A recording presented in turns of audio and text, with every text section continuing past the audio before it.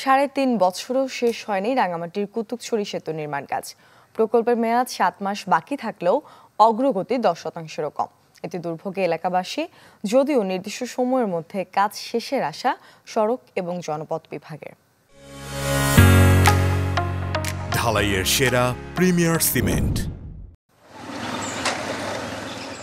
রাঙামাটি খাগড়াছড়ি সড়কে কুতুকছড়ি সেতুটির নির্মাণ কাজ ২০২১ সালের জুলাইয়ে যৌথভাবে শুরু করে সর্দার এন্টারপ্রাইজ ও রাঙামাটি ট্রেডার্সের নামে দুটি ঠিকাদারি প্রতিষ্ঠান। প্রকল্পের মেয়াদ শেষ হওয়ার কথা ২০২৫ সালে ৩০ জুন।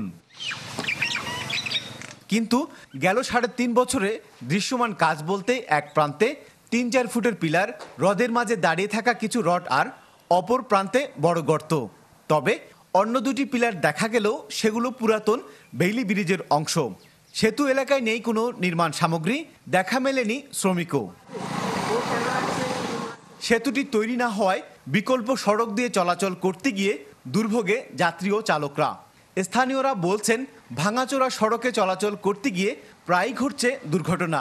তাছাড়া কুতুকছড়ি রাঙামাটির সবচেয়ে বড় বাজার হওয়ায় বিভিন্ন কৃষিপণ্য পরিবহনে বেড়েছে ভোগান্তি ও ব্যয়। ব্রিজটা কাজ চলতেছে খুব ধীরগতিতে, দুরবস্থা শুরু হয়ে গেছে। আমাদের বাজারের দোকানদাররা এখন দোকান ছেড়ে ছেড়ে চলে যাচ্ছে।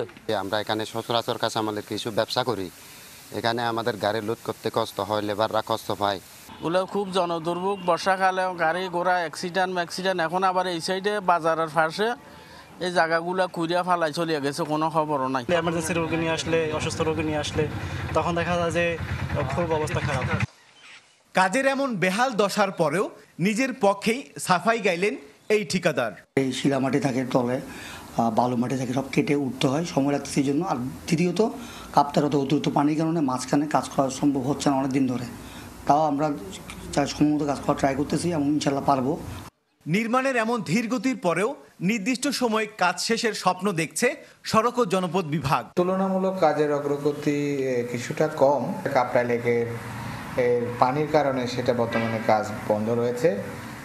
তবে আমরা আশা করছি খুব এই নির্ধারিত সময়ের মধ্যে আমরা কাজটি সমাপ্ত করতে পারবো। 81.31 মিটারের দৈর্ঘ্যের সেতুর নির্মাণ ব্যয় ধরা হয়েছে 14,29,00,000 টাকা। জিয়াউল হক, চ্যানেল 24, রাঙ্গামাটি।